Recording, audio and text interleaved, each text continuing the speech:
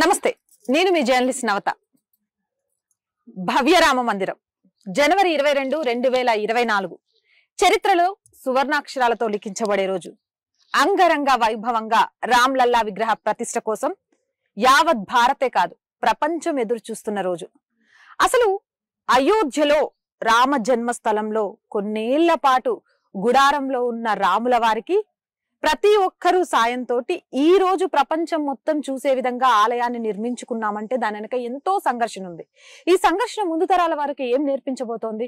ఇక నుంచి చరిత్ర అయోధ్య రామ మందిరానికి ముందు, అయోధ్య రామ మందిరం తరువాత అనే విధంగా మారబోతుందా? ఇలాంటి అనేక విషయాల్ని ఈ రోజు మనం మౌనిక సుంకార గారిని అడిగి తెలుసుకుందాం.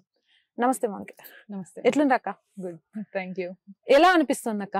మొత్తానికి 22వ తారీఖు రామ్లల్లా విగ్రహ ప్రతిష్ఠ జరగబోతోంది. ఎలా ఉంది? అక్షంతలు వస్తున్నాయి అనేది ఒక పవిత్ర అక్షంతలు, విజయ అక్షంతలు ఇంటికి వస్తున్నాయి అనడమే ఒక ఆనందంగా అనిపించింది. అసలు వెరీ ఫస్ట్ రామ జన్మభూమి కోసం అని నిధి సమర్పణ కోసం అప్పుడు నిధి సేకరించినప్పుడు అప్పుడే ఏదో తెలియని అనుభూతి కలిగింది. ఆ అనుభూతి ఇప్పుడు ప్రాక్టికల్ గా చూసినట్టు అనిపిస్తుంది. ఒకటి. రెండు, 500 సంవత్సరాల కింద దెబ్బతిన్న ఆత్మగౌరవం ఇప్పుడు పునరుద్ధరించబడుతుంది. అసలు మనం ఎంత అదృష్టవంతులం, ఈ ఒక హిస్టారిక్ ఈవెంట్ ని మన కళ్ళతో చూస్తున్నాం. అసలు మన ముందు తరం వాళ్ళు మిస్ అయ్యారు, మన నెక్స్ట్ తరం వాళ్ళకి ఇది ఇప్పుడే చెప్పినా అర్థం కాదు దీని ఒక విశిష్టత. కానీ మనం దీన్ని ప్రత్యక్షంగా చూస్తున్నాం, అనుభవిస్తున్నాం. ఈ ఈవెంట్ కి కారకుడైన ఒక మహనీయుడిని మనం లైవ్ గా చూస్తున్నాం. సో ఇవి అన్ని ఎంత మిక్స్డ్ ఎమోషనల్ ఫీలింగ్స్ అంటే అవి చెప్పరాను అనమాట. Just you have to experience. అంటే మీరేమంటున్నారంటే ఈ కార్యక్రమాన అంతటికి కూడా కారణమైన మహనీయుడు అని మీరు అంటున్నారు. కాదు, ఈ కారణాన్నంతా ఆయన రాజకీయ ఎదుగుదల, ఆయన పార్టీ రాజకీయ ఎదుగుదల లబ్ధి కోసమే వాడుకుంటున్నారని కొంతమంది అంటున్నారు. వాళ్ళకి ఏం సమాధానం చెప్తారు? ఇప్పుడు ఒక తల్లి బిడ్డను కన్నప్పుడు మీరు చూసే ఏ విధంగానైనా చూడొచ్చు. అంటే తను ఎంజాయ్ చేయడం వల్ల ఒక రిజల్ట్ ఒకటి వచ్చింది అని చూడొచ్చు. అదొక వాళ్ళిద్దరి ప్రేమకు ప్రతిరూపం అని కూడా మీరు చూడొచ్చు. సో దృష్టి ఎట్లుంటే అట్లా ఉంటుంది. సో ఏ దృష్టితో చూస్తున్నారు అనేది వాళ్ళ మానసిక స్థితిని బట్టి, వాళ్ళ మానసిక ఎదుగుదల ఎంత ఉంది అనేది మనకు అర్థమైపోతుంది. అది కాకుండా రాజకీయ లబ్ధియా, ఇది ఈ దేశం యొక్క అభిమానానికి సంబంధించింది. ఇది సనాతన ధర్మం అనే ఈ ధర్మం యొక్క స్వాభిమానానికి సంబంధించింది. ఇది దేశ ప్రగతికి సంబంధించిన విషయాన్ని అంత పొలిటికల్ అనే ఒక చిన్న కాన్సెప్ట్ తోని ముడిపెట్టడం అనేది వెరీ నారో థింగ్. నెక్స్ట్, ఇదే సంగతి మీరు బీజేపీ అంటే ఇప్పుడు వీళ్ళు డైరెక్ట్ అటాక్ చేస్తుంది బీజేపీ రాజకీయ లబ్ధి కోసం చేసింది. మరి 70 సంవత్సరాలు కాంగ్రెస్ లీడ్ లో ఉన్నప్పుడు, 70 సంవత్సరాలు కాంగ్రెస్ పాలించినప్పుడు అప్పుడే చేయాల్సింది. చేస్తే అసలు భారతీయ జనతా పార్టీ అనే పార్టీయే పుట్టేది కాదు. అంటే మేము లౌకికవాదులం, మాకు అన్ని ఒకటే, కానీ బీజేపీయే కావాలని దీన్ని మీదేసుకుంది అనే మాటలకు సమాధానం ఏంటి? అసలు లౌకికవాదం అంటేనే సనాతన ధర్మం. ఇప్పుడు మీరు నేను ఒక ప్యూర్ హిందూని, నేను ఐఎమ్ ప్రౌడ్ హిందూని, మీరు నన్ను అడగండి, అడిగితే మీరు అవును అల్లా దేవుడు అని మీరు చెప్తే కావచ్చు, దేవుడు కావచ్చు అని ఒప్పుకుంటా. జీసస్ దేవుడు అని ఒక క్రిస్టియన్ వచ్చి చెప్తే కావచ్చు, దేవుడే కావచ్చు అని. నాకు ఎప్పటి వరకు మీతో ప్రాబ్లం అని అంటే, నా దేవుడు దేవుడు కాదు, నీ దేవుడు మాత్రమే దేవుడు అని మీరు అన్నప్పుడే నేను మాట్లాడతాను. అప్పటిదాకా మీరు ఏ దేవుడిని దేవుడు అని చూపించినా అదొక సాధన మార్గం నుంచి, అది కూడా దేవుడి దగ్గరికి వెళ్ళేది. సనాతన ధర్మంలో ఏకం సత్ విప్ర బహుదా వదంతి అని చెప్తారు. అంటే ఎన్నో మార్గాలను విప్రులు చెప్తారు. ఆ మార్గాలలో వేటి నుంచి అయినా వెళ్ళి మనం ఆ పరమాత్ముని అటైన్ చేయొచ్చు, మోక్ష అటైన్ చేసుకోవచ్చు అని చెప్తారు. అట్లా ఆలోచన ఉన్న సిద్ధాంతం కాబట్టి దీనిలో జైనం వచ్చింది, బౌద్ధం వచ్చింది, ఈవెన్ సిక్కిజం కూడా వచ్చింది అనమాట. సో ఈ ప్రాసెస్లలోనే ఇస్లాం, క్రిస్టియానిటీ కూడా ఒకటి కావచ్చు అని అనుకునే అంత బ్రాడ్ మైండ్ సెట్ హిందూది. కానీ when you come with go with this desert religions లో ఏముంటదంటే బిలీవర్స్, నాన్ బిలీవర్స్ అని. సో నాన్ బిలీవర్స్ ఏది చేసినా కూడా అది కరెక్ట్ కాదు, బిలీవర్స్ ఏది చేసినా కూడా అది కరెక్ట్. ఇది వాళ్ళ నారో మైండ్ సెట్ అన్నట్టు. సో ఈ mind set is not secular, versus Hindu mind set is pure secular. So ఇక్కడ భారతీయ జనతా పార్టీ అనేది సనాతన ధర్మ సిద్ధాంతం నుంచి వచ్చింది కాబట్టి భారతీయ జనతా పార్టీకి సెక్యులరిజం నేర్పించే కెపాసిటీ ఈ మైనారిటీ అపీజ్మెంట్ అనే బేసిస్ తోని ఫామ్ అయిన కాంగ్రెస్ పార్టీకి ఎలిజిబిలిటీ లేదు, అర్హత కూడా లేదు. రామాలయానికి సంబంధించి అక్కడ రాముడికి సంబంధించిన ఆనవాళ్ళు ఉన్నాయి, చాలా వరకు ఒప్పుకున్నారు, నిజంగా అది రామజన్మ స్థలమే అని ఒప్పుకున్నా కూడా కోర్టుకెళ్ళి అన్ని రకాల ఆధారాలతోటి నిరూపించి ఈ రోజు అక్కడ రామ మందిర నిర్మాణం జరిగింది. అంటే ఇదంతా చూస్తుంటే ఏమనిపిస్తుంది అంటే ధర్మం గెలవాలి అంటే ధర్మ మార్గం దానంతట అదే ఓపెన్ అయిపోద్దా? ఇప్పుడు వైలెంట్ గా వెళ్ళేసి యుద్ధం చేసేసి దాని నుంచి వెళ్ళి రామ జన్మభూమిని కట్టేసుకోవాలి అనే నేరో థాట్ ఏ హిందూకి కానీ భారతదేశంలోనే ఏ భారతీయులకు కానీ ఉండదండి. ఈవెన్ కౌరవులతోని కూడా అంత యూనో జూదంలో చీటింగ్ చేసి పాండవుల్ని అడవులకు పంపించిన తర్వాత కూడా తిరిగి వచ్చి మాకు 5 ఊర్లు ఇవ్వండి అని మాత్రమే అడిగారు. అట్లే హిందువులు కూడా 40,000 గుళ్ళను ధ్వంసం చేసినా కూడా అట్లీస్ట్ అయోధ్య, కాశీ, మథుర ఇవన్నీ మాకు ఇచ్చేసేయండి అని అడిగి.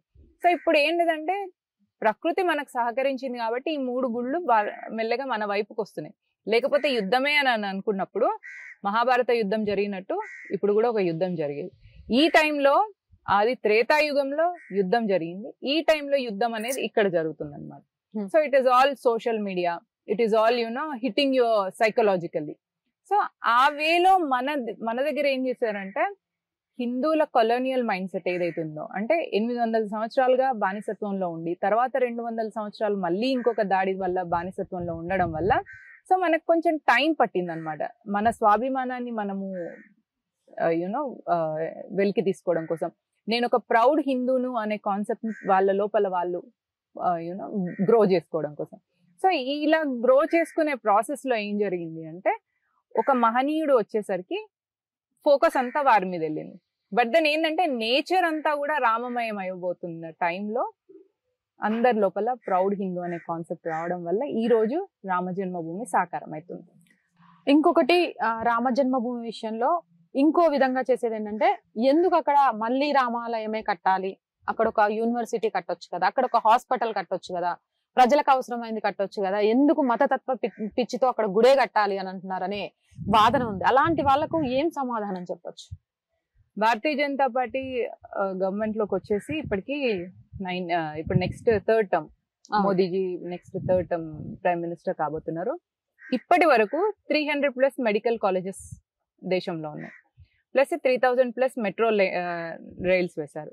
నెక్స్ట్ రైల్వేస్ కానీ యూనివర్సిటీస్ కానీ అన్నీ చేశారు.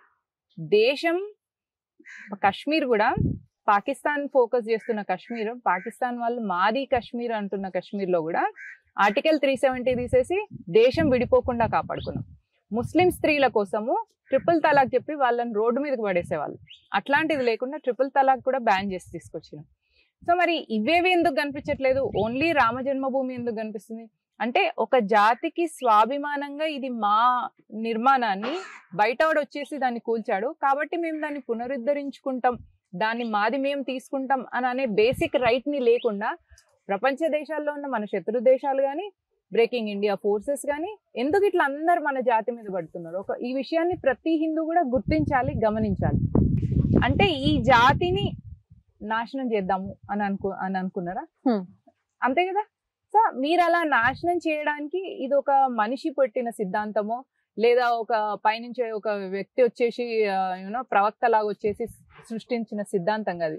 ఇది ప్రకృతి సిద్ధాంతం, ఇది ఒక ఆధ్యాత్మిక సిద్ధాంతం, ఇది కర్మభూమి, యోగ భూమి, పుణ్యభూమి. ఈ భూమిలో పుట్టిన సిద్ధాంతాన్ని ప్రకృతిలో ఏ దుష్ట శక్తి కూడా దీన్ని ఏం చేయలేదు. ఈ విషయాన్ని వాళ్ళు ఎప్పుడైతే గమనిస్తారో, ఒప్పుకుంటారో, అప్పుడే వాళ్ళు ఇంకేమన్నా బ్రేక్ చేద్దామా, ఇంకేమన్నా అడ్డుపుల్లలు వేద్దామా అనే ఆలోచనను ఆపుకోగలుగుతారు. ఇప్పుడు ఆలయంకి కోర్టు నుంచి ఇక్కడ రామ మందిరం నిర్మించవచ్చు అని వచ్చింది, ప్రభుత్వం నిర్మించవచ్చు కదా, ప్రజల దగ్గర నుంచి విరాళాలు సేకరించి ఎందుకు అక్కడ ఆలయాన్ని నిర్మించాలి? Very nice. మీరు ఇప్పుడు ఆర్ఎస్ఎస్ కానీ భారతీయ జనతా పార్టీ కానీ హిందూ సంఘటనలు కానీ స్వామీజీలు గురువులు అందరు కలిసి తీసుకున్న నిర్ణయం ఇది. మీరు అన్నట్టుగా ఒక భారతీయ జనతా పార్టీ కానీ, నరేంద్ర మోదీ గారు కానీ, ఆర్ఎస్ఎస్ చీఫ్ మోహన్ భాగవత్ గారు కానీ, వాళ్ళే 900 crores అలా పెట్టేసి టెంపుల్ ని కన్స్ట్రక్ట్ చేసి కన్స్ట్రక్టెడ్ బై అని చెప్పేసి వాళ్ళ పేర్లు రాసుకోవచ్చు. కానీ అక్కడ కన్స్ట్రక్షన్ ఇంపార్టెంట్ కాదు. జాతిలో ఉన్న ప్రతి ఒక్క వ్యక్తి కూడా దాన్ని ఓన్ చేసుకోవాలి. ఎందుకంటే ఇది ఈ జాతి యొక్క స్వాభిమానానికి చిహ్నం. అదొక కన్స్ట్రక్షన్ ప్లేస్ కాదండి, అదొక సైట్ కాదు, అది ఒక చిహ్నం అన్నమాట, మన స్వాభిమానానికి సంబంధించిన చిహ్నం. నేను ఒక ప్రౌడ్ హిందూని, నేను ఒక రామ భక్తుడిని, నా జన్మం, నా ఇష్టదైవం యొక్క ప్లేస్ ని అంటే జన్మస్థలాన్ని వేరే ఒకడు బయట నుంచి వచ్చి కూల్ చేసిన తర్వాత నా బాధ్యత ఏంది అని ఆలోచించాల్సిన తరుణం ఇప్పుడు వచ్చింది. ఒకటి. రెండు, 900 కోట్లు వస్తే గుడి కట్టేసుకుంటే సరిపోతుంది అనేది ముందుగా ఉన్న ప్లాన్. అయితే వాళ్ళు మేమెందుకు చేయాలి, అందరు కలిసి చేసుకుందాం. దీన్ని ఏమంటారంటే ఇంక్లూజివ్ సొసైటీ. ఈ థాట్ కేవలం హిందూస్ కి మాత్రమే ఉంటది. సో ఇందులో ప్రతి హిందూని కూడా ఇంక్లూడ్ చేసుకుంటారు. ఈ రోజు నరేంద్ర మోదీ గారు ఉన్నారు, ఈ రోజు మోహన్ భాగవత్ గారు ఉన్నారు. వాళ్ళు కన్స్ట్రక్షన్ చేసేసి వాళ్ళ పేర్లు రాసుకొని వాళ్ళు వెళ్ళిపోతారు. తర్వాత కాపాడుకోవాల్సింది ఎవరు? వచ్చే తరం. సో వచ్చే తరానికి కూడా ఇది మన స్వాభిమానానికి చిహ్నం. అంటే బయటి వ్యక్తి వచ్చేసి దీన్ని కూల్చిన తర్వాత మళ్ళీ మనం కట్టుకున్నాము అంటే ఆ ప్రౌడ్ మూమెంట్ వస్తుంది అన్నట్టు, ఆ ప్రైడ్ ఫీలింగ్ వస్తుంది. ఆ ప్రైడ్ ఫీల్ తో ఏం చేస్తారంటే దాన్ని కాపాడుకునే ప్రయత్నం చేస్తారు. కాపాడుకోవడం అంటే గుడి ఒక్కటే కాదు, గుడితో పాటు సమాజం ఉంటది. ఇప్పుడు ఆ గుడి మనం చూస్తున్నాం రామ మందిరం అని. ఆ రామ మందిరం ఎవరిది? ప్రజలది, ప్రతి హిందువుది. రామ మందిరానికి డొనేషన్ 11 రూపాయలు ఇచ్చిన వాళ్ళది కూడా, 1 కోటి రూపాయలు ఇచ్చిన వాళ్ళది కూడా. విరాళం ఎంత ఇచ్చిండ్రు అన్నది కాదు, ఇచ్చారా లేదా. సో ఎవరెవరైతే విరాళం ఇచ్చారో ఆ గుడి వాళ్ళందరిది. సో ఇప్పుడు మనందరిది అన్నప్పుడు, ఇప్పుడు ఇల్లు మనందరిది అని కుటుంబ సభ్యులు అందరూ అనుకున్నప్పుడు ఆ ఇల్లుని కాపాడుకుంటాం. అలాగే ఈ రామాలయం మనది అని అనుకున్నప్పుడు అందరు దాన్ని కాపాడుకుంటారు. ఈ భావన ప్రతి హిందువులోకి రావాలన్న ఉద్దేశంతో డొనేషన్స్ అందరి నుంచి రేజ్ చేయడం జరిగింది. ప్రతి డొనేషన్ కి మేము 1 కోటి రూపాయలకు రిసీట్ రాసాము, 11 రూపాయలకు రిసీట్ రాసాము. సో 1 కోటి రూపాయల రిసీట్ది ఉంది రిసీట్, 11 రూపాయలది కూడా రిసీట్ ఉంది. సో ఎక్కడ కూడా ఫండ్స్ లో మీకు ఎలాంటి అవకతవకలు లేవు కాబట్టి ఇంత సజావుగా ఎలాంటి మరక లేకుండా ఇంత గొప్ప కార్యక్రమం నిర్విఘ్నంగా జరుగుతుంది. దీన్ని బట్టే మనం అర్థం చేసుకోవాల్సింది ఏంటిది అని అంటే ఇది సంఘటనతో జరుగుతున్న శక్తి అన్నమాట. సో భక్తితోని గుడిని నిర్మించుకున్న మనం రేపు శక్తితోని ఆ గుడిని కాపాడుకోవాలి అనేది కాన్సెప్ట్. అదంతా ఓకే, గుడి కట్టడం వరకు ఓకే, కానీ మరీ బీజేపీ ఇంత చీప్ గా ఆలోచిస్తుందా? రేషన్ బియ్యంలో పసుపు నూనె కలిపేసి అక్షంతలు అని చెప్పి పంచుతుంది. ఇన్ని అక్షంతలు అసలు అయోధ్య నుంచి వచ్చాయా అని ఒక వ్యక్తి మాట్లాడాడు. దాన్ని బయటికి రానివ్వకుండా చాలా మీడియా ఛానల్స్ కవర్ చేసేసాయి.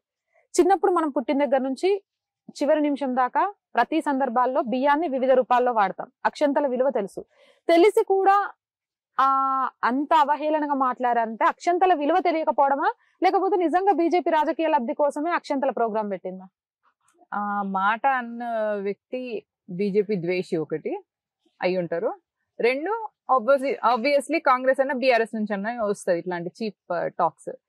ఎందుకు అక్షంతలు అయోధ్య నుంచి వచ్చాయా లేదా అనే ఆ చీప్ క్వశ్చన్ కి ఆన్సర్ ఏంటిదంటే అవి విజయ అక్షంతలు. ఇప్పుడు మనము కాశీ కానీ ఏదో తీర్థక్షేత్రం వెళ్ళినప్పుడు అక్కడ నుంచి నీళ్లు తెచ్చుకొని వాటిని మన దగ్గర ఉన్న నీళ్లతో కలిపేసుకొని దాన్ని అందరికి పంచుకుంటాం. ఇక్కడ జరిగింది కూడా అంతే, అదే ప్రాసెస్. అక్కడ బాలరాముని చెంతన పూజించిన విజయ అక్షంతలు ప్రతి గడపకు చెందాలి అనే ఉద్దేశంతో తీసుకొచ్చి ప్రతి ఇంటికి పంచుతున్నారు అనమాట. కాశ్మీర్ నుంచి కన్యాకుమారి వరకు ప్రతి గడపకి. ఈవెన్ మనము నిధి సమర్పణప్పుడు మేము వెళ్తుంటే దారిలో అడుక్కునే వాళ్ళు కూడా ఇచ్చారండి. మేము ఇప్పుడు వాళ్ళకు కూడా అక్షంతలు ఇచ్చాం, ఎందుకంటే వాళ్ళు కూడా హిందువులే. ఆ విజయ అక్షంతలకు వాళ్ళకు కూడా రైట్ ఉంది. సో వాళ్ళకు కూడా అక్షంతలు ఇచ్చినాం, వాళ్ళ దగ్గరకు కూడా ఈ అక్షంతలు వెళ్ళినాయి. ఈ విజయ అక్షంతల గురించి ఇంత చీప్ గా మాట్లాడిన చీప్ మైండ్ సెట్, వాళ్ళ థాట్స్ కి వాళ్ళే బాధ్యులు. ప్రజలు ఈ ఆలోచనలో ఉన్న మనుషుల్ని గమనిస్తున్నారు. రేపు ఫ్యూచర్ లో వాళ్ళకి ఎట్లాంటి ఫ్యూచర్ ఇస్తారు, రేపు వాళ్ళ సో కాల్డ్ పొలిటికల్ ఫ్యూచర్ వాళ్ళకి ఏమున్నది అనేది ప్రజలు డెఫినెట్లీ తీర్పు చెప్తారు. నెక్స్ట్ ఈ ఎలక్షన్స్ లో మోదీజీ హ్యాట్రిక్ తో వచ్చినప్పుడు ఆ హ్యాట్రికే వాళ్లకు చెప్పుతో కొట్టినట్టు సమాధానం. చాలా మందిలో ఉన్న ఇంకో డౌట్ ఏంటంటే, మనం కళ్ళు మూసి తెరిచేలోపు మనకు తెలియకుండానే మన వీధి చివర ఒక మసీదు వస్తుంది, మనకు తెలియకుండానే ఒక చర్చ్ వస్తుంది. అక్కడ ఘర్షణ ఉండదు, సంఘర్షణ ఉండదు. కానీ ఒక ఆలయాన్ని ఏర్పరచుకోవాలి, ఆ ఆలయంలో ధూపదీప నైవేద్యాలు జరిగేలాగా చేయాలి అని అంటే, ధర్మం మీద పుట్టి సనాతన ధర్మాన్ని ఆచరిస్తున్న భారతదేశంలో ఘర్షణ సంఘర్షణ ఎందుకు మొదలవుతున్నాయి? ఎందుకంటే ఒక హిందువుకి ఒక క్రిస్టియన్ దేశానికి వెళ్ళి ఆ దేశంలో ఉన్న క్రిస్టియన్లందరినీ హిందువులుగా మతం మార్చాలి అనే ఆలోచన ఉండదు. ఒక హిందువుకి ఏదైనా ఇస్లాం దేశానికి వెళ్ళేసి ఆ దేశంలో ఉన్న ముస్లింలందరినీ హిందువులుగా మతం మార్చాలనే ఆలోచన ఉండదు. ఎందుకంటే ఈశ్వర సర్వభూతానాం అని చెప్పే సిద్ధాంతం సనాతన ధర్మం.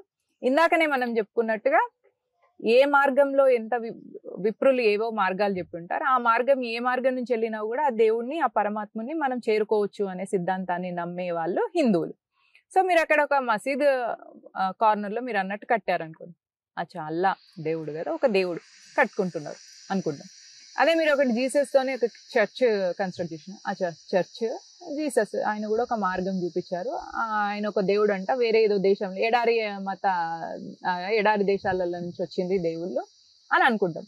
అంతేగాని ఈడ హిందువులందరూ మాత్రమే స్వర్గానికి వెళ్తారు, ఆ ముస్లింలు క్రిస్టియన్కి నరకానికి వెళ్తారు అని చెప్పే సిద్ధాంతం కాదు సనాతన ధర్మం. కాబట్టి మన దేశంలో గుళ్ళను కూల్చడానికి ఎడారి మతస్థులు వచ్చారు. బాబర్ వచ్చేసి గుడిని కూల్చాడు, ఔరంగజేబ్ వచ్చేసి గుడిని కూల్చాడు, ఖిల్జీ వచ్చేసి గుడిని కూల్చేశారు. అదే ఏదన్నా ఒక చూడండి, ఛత్రపతి శివాజీ గాని, మహారాణా ప్రతాప్ గాని, వీళ్ళందరూ మసీదులు కట్టుకుంటామన్నా, చర్చిలు కట్టుకుంటామని ఎవరన్నా అన్నా కూడా వాళ్ళకు సహకరించారు. కానీ వాళ్ళు ఏం చేసిండ్రు, మిమ్మల్ని నేను ఇంటికి ఇన్వైట్ చేసిన అతిథిగా, మీరు మా ఇంటికి వచ్చేసి మీరు మమ్మల్ని డామినేట్ చేసి మా ఇంట్లో నుంచి వెళ్ళి మమ్మల్ని ఎల్లగొట్టాలని చూస్తున్నారు. సో ఇది ఆ ఎడారి మతంలో ఉన్న వాళ్ళ మానసిక స్థితి. మనదేంటిది, ఎవరు వచ్చినా కూడా వాళ్ళని రిసీవ్ చేసుకోవడం, వాళ్ళ లోపల దైవత్వాన్ని చూడడం అనేది మనది. సో ఇదేంటి అంటే ఇక మేము ఇట్లనే చూస్తాం, ఎప్పటికి ఇట్లే ఉంటాం అని అనుకోవడం కూడా వాళ్ళ మూర్ఖత్వం అవుతుంది. ఇప్పుడు అట్లాంటివి జరిగేది లేదు. ఈ వరల్డ్ లో, ఈ సోకాల్డ్ టెక్నాలజీ ఇంత ప్రామినెంట్ గా అయిన ఈ వరల్డ్ లో మీ ప్లాన్ ఏంటి, మీ ఇంటెన్షన్ ఏంటి అని అర్థం చేసుకొని దానికి అకార్డింగ్ గా యాక్షన్ తీసుకునేంత కెపాసిటీ ఇప్పుడు హిందువుల్లోకి వచ్చింది. సో మీరు మన దేశంలో గుడి కోసం మనం ఇంత తాపత్రయం ఎందుకు పడాల్సి వస్తుందంటే, మన దేశాన్ని గజ్వేహిందీ చేయాలని ఒక వర్గం, మన దేశాన్ని క్రిస్టియన్ దేశం చేయాలని ఒక వర్గం చూసింది. దురదృష్టం ఏంది అంటే, కాంగ్రెస్ లాంటి పార్టీలో మన వాళ్ళే కొందరు దేశద్రోహులు, ధర్మద్రోహులు ఉండడం వల్ల మన మీద వచ్చిన శత్రువులకు మన వాళ్ళే సహకరించడం వల్ల మనకు 500 సంవత్సరాల తర్వాత గుడిని కట్టుకునే అవకాశం వచ్చింది. అదే మన వాళ్ళు ఎవరు ధర్మద్రోహులు, దేశద్రోహులు లేకుండా ఉండుంటే ఈ గుడి ఎప్పుడో అయిపోయేది. ఆ రాహుల్ గాంధీ శివాలయంలోకి వెళ్ళి 22వ తారీఖున పెద్ద ఎత్తున పూజలు చేయబోతున్నారు. రామ్లల్లా విగ్రహ ప్రతిష్ఠ కోసం పరాయి దేశాల్లో కూడా 2 గంటల సమయాన్ని మీరు పనిచేయకండి, ఆ 2 గంటలు విరామం ఇస్తున్నాము, విగ్రహ ప్రతిష్ఠ చూడండి అని చెప్తుంటే, ఇక్కడ అదే 22వ తారీఖున శివాలయంలో పూజలు చేస్తున్నారు రాహుల్ గాంధీ అనేది ఒక ప్రచారం తీసుకెళ్లారు. అన్ని ఏర్పాట్లను కూడా చేస్తున్నారు. కారణం ఏంటి? చేసుకోనియండి, తప్పేమున్నది. అక్కడ కేశవుడికి పూజ చేసినా, హరికి పూజ చేసినా, రాముడికి పూజ చేసినా, శివుడికి పూజ చేసినా చేసుకోవచ్చు. ఎందుకంటే సనాతన ధర్మంలో నువ్వు ఏ దేవుడిని చూస్తున్నావు అనేది కాదు, నీ భక్తి భావంతో నువ్వు పూజలు చేస్తున్నావా లేదా. మేము కూడా ఎంకరేజ్ చేస్తున్నాం, మీ దగ్గరలో ఏ దేవాలయం ఉన్నా ఆ దేవాలయాన్ని సాఫ్ సఫాయి చేయాలని, ఒకటి దేవాలయానికి శ్రమదానం చేసి దేవాలయాన్ని క్లీన్ చేసుకొని 22వ రోజు ఆ ప్రాణ ప్రతిష్ఠ రోజు అందరు అక్కడ ఉండాలి. హనుమాన్ చాలీసా చదువుకోవాలా, చదువుకోండి. లలితా సహస్రనామం చదువుకుంటారా, చదువుకోండి. హోమం చేసుకుంటారా, చేసుకోండి. అట్లే రాహుల్ గాంధీ గారు కూడా శివ పూజ చేసుకుంటున్నారు, చేసుకొని. ఇది బైకాట్ అని చెప్పారు కదా, మేము అయోధ్య రామ మందిర నిర్మాణానికి సంబంధించి రాము అని చెప్పి అదే రోజు మేము శివాలయానికి వెళ్తున్నామంటే, ఆల్రెడీ హిందువులకు సంబంధించి కులాల వారిగా విభజన జరిగింది. ఒక వాదన వస్తుంది ఏంటి అంటే, కొత్తగా కాంగ్రెస్ చేస్తున్న ప్రయత్నం శైవం వైష్ణవం అని విడగొట్టే ప్రయత్నం చేస్తుందని. అంటే ఆలోచన ధోరణి ఇప్పుడున్న సమాజంలో, ఇప్పుడున్న హిందువుల మైండ్ సెట్లలోకి అసలు వెళ్తుందా? శివకేశవులకు భేదమే లేదని సనాతన ధర్మమే చెప్తుంది. మీరు రాముడు అనండి, కృష్ణుడు అనండి, శివుడు అనండి, నారాయణుడు అనండి, అమ్మవారు అనండి, శైవం గాని వైష్ణవం గాని శాక్తేయం గాని ఏ సిద్ధాంతంలో మీరు పూజ చేసుకున్నా కూడా తప్పులేదు, చేసుకోనివ్వండి. ఇలాంటి డివిజన్స్ తీసుకొద్దామని ఇప్పుడు ప్రయత్నం చేస్తే హిందువుల్లో ఆ డివిజన్ అయ్యే ఛాన్స్ లేదు. హిందువులు ఇప్పుడు కుల ప్రాంత భాషకు అతీతంగా హిందూగా తమను గుర్తించుకుంటున్నారు. శైవం వైష్ణవం అనేది అసలు ఆ సిద్ధాంతంలో భేదాలు కూడా మన దగ్గర లేవు. చిన్న చిన్నగా డిఫరెన్సెస్ ఉంటే ఉండొచ్చు కానీ, అంతేగాని శైవం సిద్ధాంతాన్ని ఫాలో అయ్యేవారు వైష్ణవులందరూ నరకానికి పోతారని చెప్పదు, వైష్ణవ సిద్ధాంతం ఫాలో అయ్యేవారు శైవులంతా నరకానికి పోతారని చెప్పదు. ఈ నీచమైన థాట్ ప్రాసెస్ కేవలం డిజర్ట్ రిలీజియన్స్ లో, ఈ ఫారెన్ రిలీజియన్స్ లో, వెస్ట్రన్ కల్చర్ లో మాత్రమే ఉంది. సనాతన ధర్మంలో శైవం గాని, వైష్ణవం గాని, శాక్తేయం గాని, గానాపదం గాని, మళ్ళీ కొత్తగా వచ్చిన బౌద్ధం, జైనం, సిఖిజం గాని, ఇవన్నీ సాధనా మార్గాలు అన్నమాట. సో సిఖిజం ను మనం గమనించినట్టయితే హిందువుల్లో ఉన్న క్షాత్ర తేజాన్ని పెంపొందించడం కోసం వచ్చిన ఒక గురువుల పరంపర అది. సో మీరు ఆ రోజు ఏ పూజ చేసుకున్నా, ఇప్పుడు హిందువుల్ని ఈ కాంగ్రెస్ ఏ విధంగా డివైడ్ చేయాలని చూసినా కూడా అది జరగని పని. నెక్స్ట్ అక్కడ ఉన్నది ఒక వ్యక్తి హ్యాట్రిక్ గా సీఎం అయ్యారు, ఆ వ్యక్తి ఇప్పుడు హ్యాట్రిక్ గా పిఎం కాబోతున్నారు. సో ప్రపంచంలో ఇప్పటివరకు ఇట్లాంటి చరిత్ర ఏ పొలిటీషియన్ కి లేదు, ఇక ముందు కూడా ఏ పొలిటీషియన్ కి కూడా ఉండదు. సో దట్ షోస్ మోదీ ఒక కారణ జన్ముడు. వారు ఒక ఈ జాతి పునరుద్ధరణ కోసం అవుతున్న టైంలో ఒక ఫిగర్ కనిపించాలి కాబట్టి ఆ ఫిగర్ కి ఫామ్ గా, అంటే ఆయన ఒక ఎంబాడిమెంట్ ఆఫ్ దిస్ ఈవెంట్ అంతే తప్ప ఈ ఈవెంట్ అని ప్రకృతి బ్లెస్సింగ్స్ ఉన్నాయి. సో ఈ నేచర్ బ్లెస్సింగ్స్ ఉన్న ఈ ఈవెంట్ కి ఆయన ఒక ప్రతిరూపంగా ఉండి చేస్తున్నారు. సో ఆయన రికార్డ్ ని బ్రేక్ చేసే వాళ్ళెవరు పుట్టబోరు. నెక్స్ట్ ఇప్పుడు 500 years తర్వాత మళ్ళీ మనం మన స్వాభిమానాన్ని పునరుద్ధరించుకుంటున్నాం కాబట్టి ఈ హిస్టారిక్ ఈవెంట్ ని కూడా బ్రేక్ చేయడం కానీ, ఈ హిస్టారిక్ ఈవెంట్ ని కూడా దీనికి హర్డిల్స్ తీసుకొచ్చేంత కెపాసిటీ కూడా ఎవరికి లేదు. భారతదేశంలో అయోధ్య రామ మందిరం ముందు, అయోధ్య రామ మందిరం తర్వాత ఎలాంటి మార్పులు రాబోతాయి అనుకుంటున్నారు? అయోధ్య రామ మందిరానికి ముందు, మందిరానికి తర్వాత ఇది ఇండివిజువల్ గా హిందూ లోపల వస్తున్న ఒక ఫీలింగ్ అండి. అంటే నేను ఒక హిందువుని, నేను ఒక రామ భక్తుని. 500 సంవత్సరాల కింద ఒక విదేశీ వ్యక్తి వచ్చి నా హిందుత్వం అనే ఐడెంటిటీకి, ఒక హిందూ ఐడెంటిటీని అక్కడ వాడు ఛాలెంజ్ చేశాడు. సో దాన్ని నేను మళ్ళీ రివైవ్ చేసుకున్నా. సో ఈ ఫీలింగ్ ఎలాంటి ఫీలింగ్ ని తీసుకొస్తుంది అంటే ఒక కాన్ఫిడెన్స్ ని, ఒక ప్రైడ్ మూమెంట్ ని, ఒక సెల్ఫ్ ఎస్టీమ్ కి సంబంధించింది. సో ఐఎమ్ ఒక గ్రేట్ ఈవెంట్ జరిగింది. ఈ గ్రేట్ ఈవెంట్ నా హిందూ ఐడెంటిటీకి సంబంధించింది. ఇప్పుడు మనకు చాలా ఐడెంటిటీస్ ఉంటాయండి విత్ ఇన్ ద ఫ్యామిలీ. మనకు భార్యగా, భర్తగా, కూతురుగా, కొడుకుగా, కోడలుగా, అల్లుడుగా మనకి డిఫరెంట్ ఐడెంటిటీస్ ఉంటాయి. ఒకసారి గడప దాటి బయటకు వచ్చిన తర్వాత మనకు 2 ఐడెంటిటీస్ ఉంటాయి, as a Hindu, as a Bharatiya. So ఈ 2 ఐడెంటిటీస్ ఒకదానితోనొకటి లింకప్ అయ్యింది. ఎందుకంటే శ్రీరాముడు భారతదేశం యొక్క ఆత్మ. అలాంటి రామచంద్రుడికి మనం ఒక గుడి కడుతున్నాం అనమాట. సో ఇక్కడ దేశ ప్రగతి, యాజ్ అ భారతీయన్ you are proud about your nationality, and as a Hindu you are proud about your faith. So ఈ 2 sides ఆఫ్ ఎ కాయిన్ అనమాట, ఇంటర్ రిలేటెడ్. సో ఈ ఇంటర్ రిలేటెడ్ ప్రైడ్ మూమెంట్ ఏదైతే ఉందో ఇది ఒక అనిర్వచనీయమైంది. You have to experience it. So ఎవరెవరైతే proud హిందూగా ఫీల్ అవుతున్నారో, ఎవరెవరైతే ప్రౌడ్ భారతీయగా ఫీల్ అవుతున్నారో వాళ్ళందరికీ ఈ మూమెంట్ చాలా మంచి ఎనర్జీని తీసుకొస్తుంది. అండ్ ఆ ఎనర్జీ సకారాత్మకమైన ఎనర్జీ అయి ఉంటుంది, నో డౌట్. ఎందుకంటే Hindutva is all about inclusive society. మనం ఇప్పుడు రామ జన్మభూమిని కట్టుకున్నాం కాబట్టి అక్కడ ఇదివరకు ఉన్న కాంట్రవర్షియల్ సైట్ ఏదైతే ఉందో ఆ సైట్ ని ఇష్టపడే వాళ్ళని మనం పోక్ చెయ్యం. ఎందుకంటే మనం వాళ్ళని ఇంక్లూడ్ చేసుకుంటాం. పాయింట్ 1.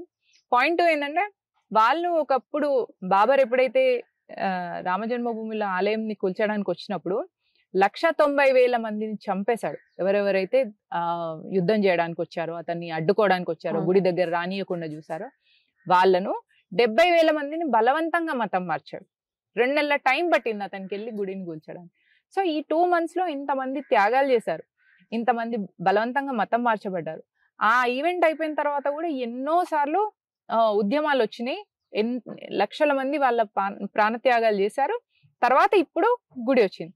సో ఎవరైతే ఆ కాంట్రవర్షియల్ సైట్ ని మాది అని అనుకుంటున్నారో వాళ్ళు ఒకప్పుడు హిందువులు అన్న థాట్ ని వాళ్ళు మర్చిపోయారు అని మనం గుర్తుపెట్టుకుంటున్నాం.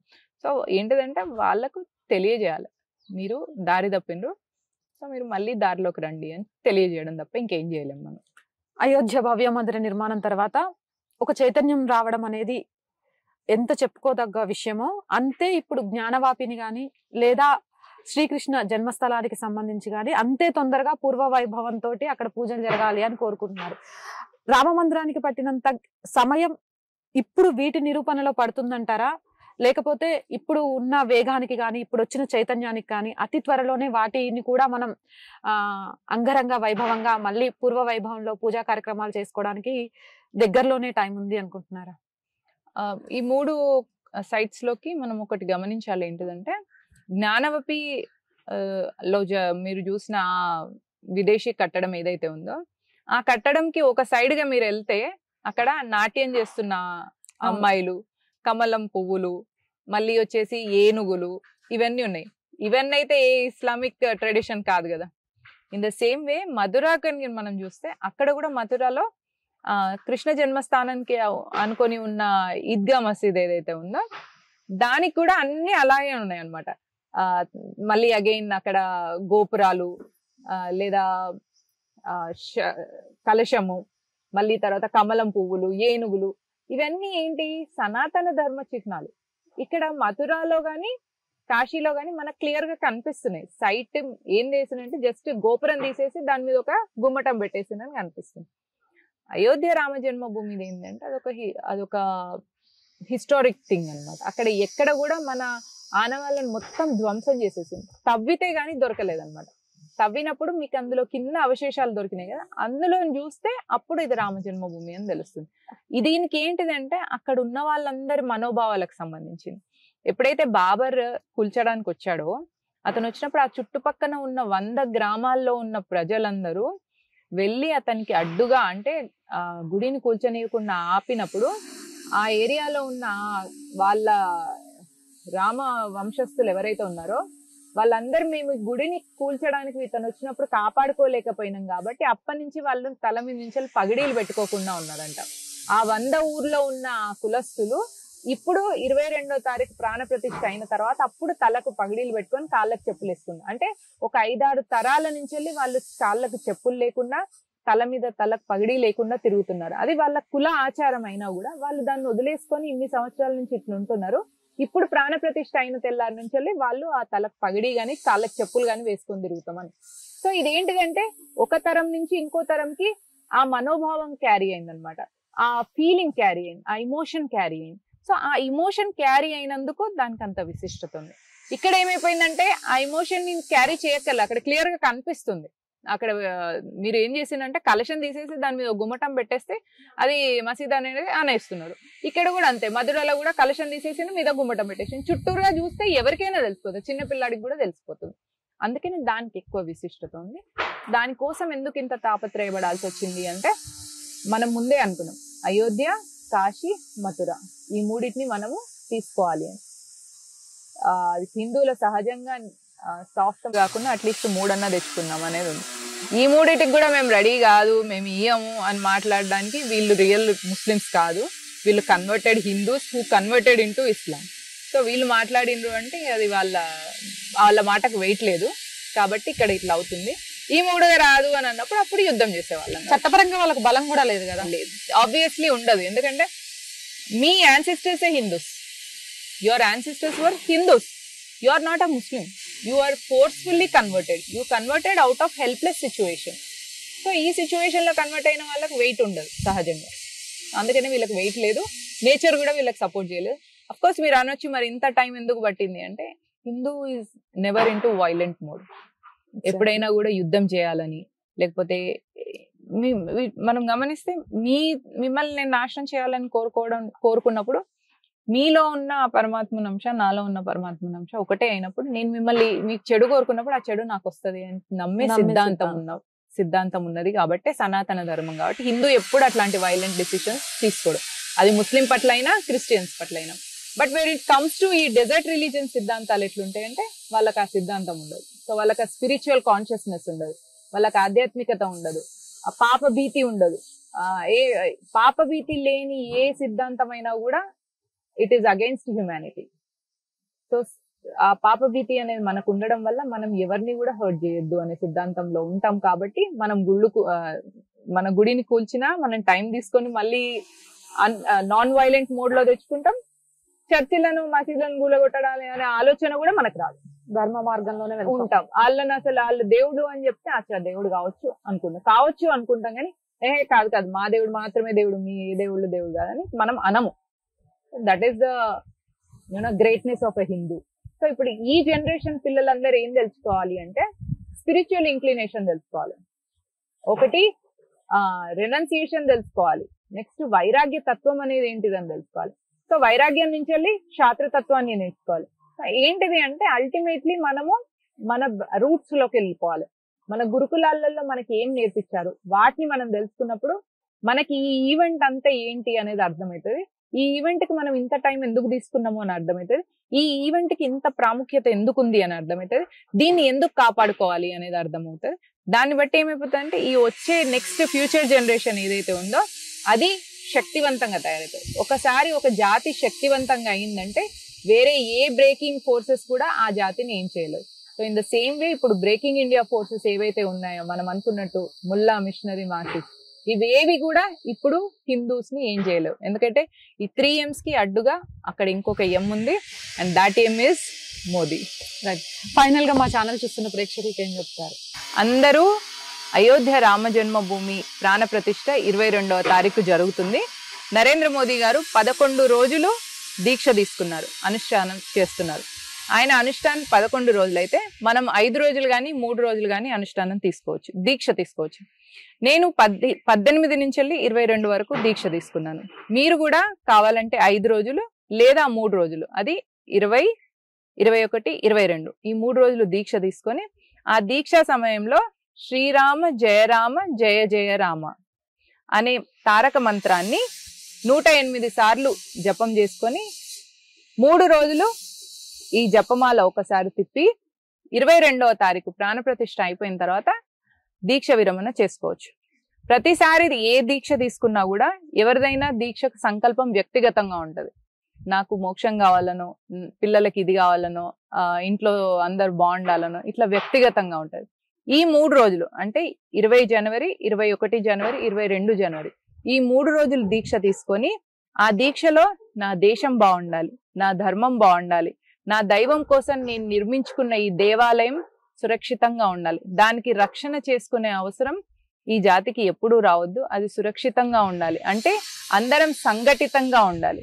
సంఘటన్ మే శక్తి హే, శక్తి కో బడానా హే అంటే సంఘటితంగా ఉంటే శక్తి దానికదే పుడుతుంది.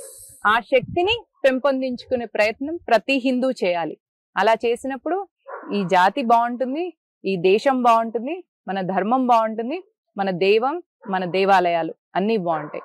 కాబట్టి ఆ 3 రోజులు దీక్ష తీసుకోండి, మోదీ గారికి సపోర్ట్ గా ఉండండి, రామ జన్మభూమి ప్రాణ ప్రతిష్టను అందరూ చూసి ఎంజాయ్ చేయండి.